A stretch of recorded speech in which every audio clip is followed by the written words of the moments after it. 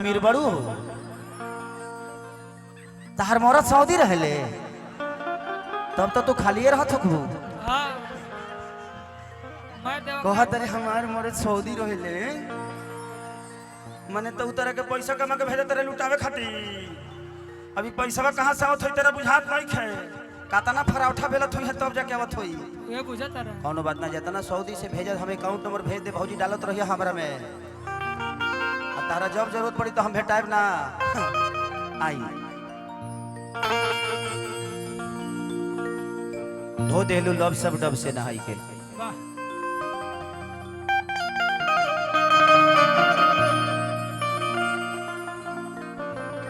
एक हनुमान जी का भजन गाता हूं उसके बाद ये राजनीतिक कार्यक्रम नहीं कहूंगा मैं इसको। इन्होंने ये राजनीतिक कार्यक्रम नहीं कराया है बल्कि आप सबके लिए खेसरिया को बुलाया है कि कम से कम खेसरिया को इस क्षेत्र का आशीर्वाद मिल जाए। अरे की पाता लगवला तूता की पाता लगवला तूता समंदर के फान के खुश भइल जान की पाके हनुमान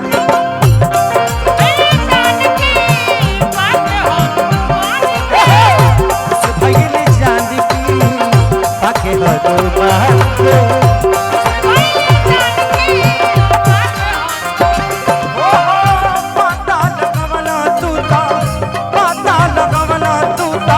समंदर के फान के खुश भइल जान की पाके हनुमान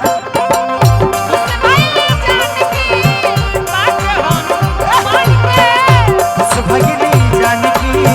पाके हनुमान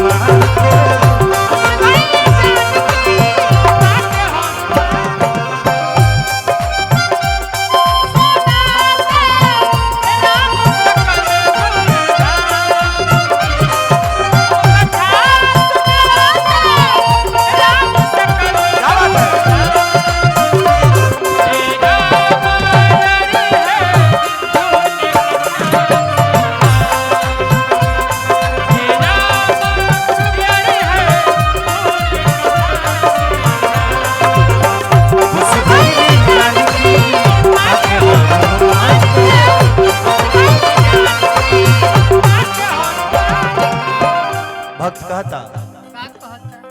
लंका जरवला लंका में जाई के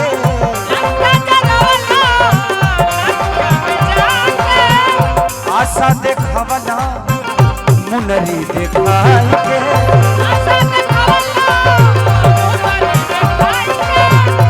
आशा देखवला मुनरी देखाई के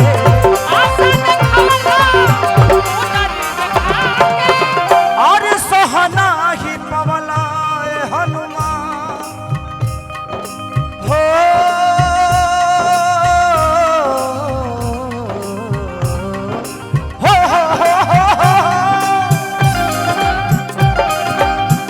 सहना ही पवला तुरा उनके अपमान के खुश भइल जान की पाके हनुमान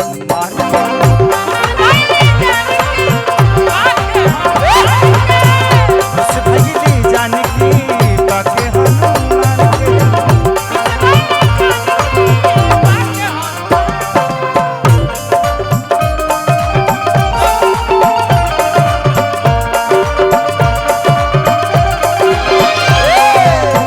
हे हनुमान करो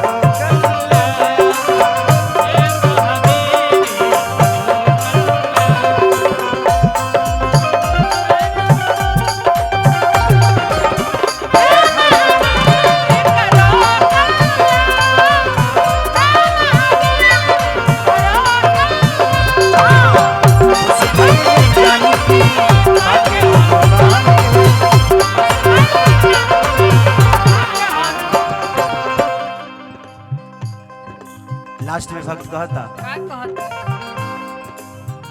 दे देला तू नाश कैल बाग के खैल तू फल के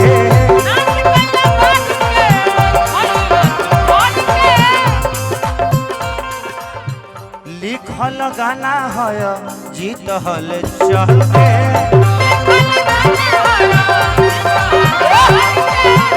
लिखल गाना है जीत हल चल के अरे चिंता न कैला हनुमान हो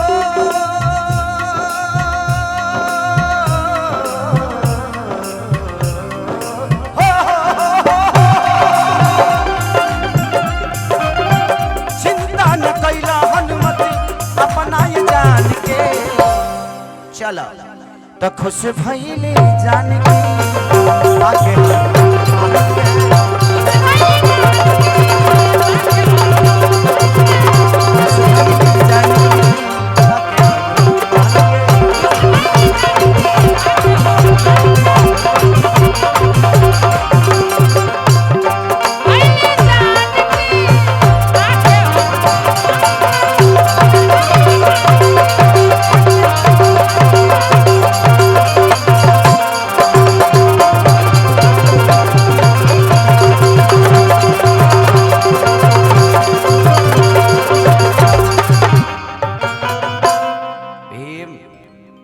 गादा ले ली हो दिखाओ